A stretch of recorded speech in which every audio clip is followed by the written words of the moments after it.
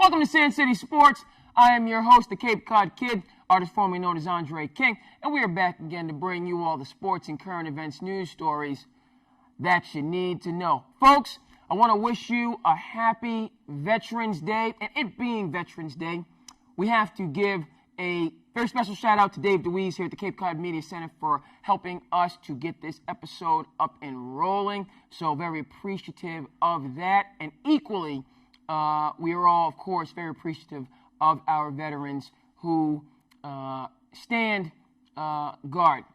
What's the word I'm looking for? I'm reminded of West Point. You know, they call West Point the long gray line.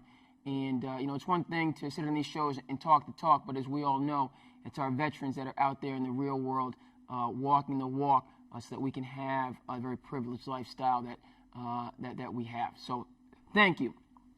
That being said, of course, it being a football Monday and a sports Monday, plenty to get to, and we will start in the NFL with the Sunday night game between the Dallas Cowboys and the Minnesota Vikings. Plenty of eyes there. Crucial NFC matchup that included all the fixings, and of course the Vikings came out on top 28-24. But I want to push back.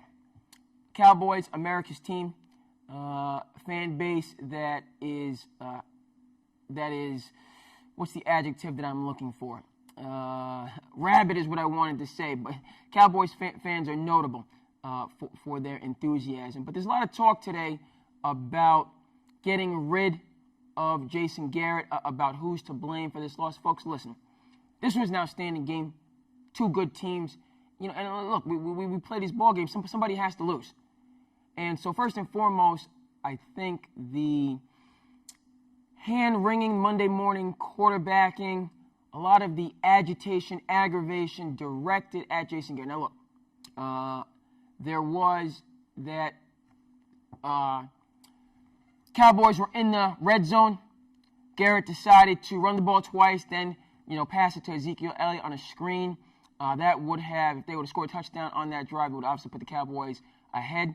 And so I can understand the outcry in relation to that. But as I'm watching this game, Kirk Cousins is out there getting the job done, making plays.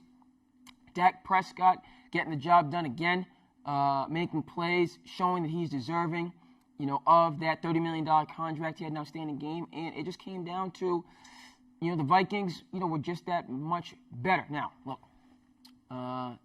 clearly not a football guy, and so these takes, honestly, not outstanding. Now, I'll be the first to say they don't have a great background in the sport, and, you know, if we were to look at this game from an analytical standpoint, you know, or if you had, you know, football people, you know, and listening to the conversations, you know, I'm certainly missing a lot. All that I am trying to get across, you know, in this introductory story is, look, just make sure I'm, you know, doing all right here. Your quick, quick checkup. I'm running behind. Running behind today, running behind per usual. And again, I got to thank the people here at the Cape Cod Media Center because this production in no way, shape, or form would have gotten off the ground or, you know, just because of that. All right, point taken. All I want to say is this. Look, Cowboys' schedule is much more difficult than the Eagles. They are now not the favorites, frankly, to win the NFC East, yet they balled. You know, that was a great game.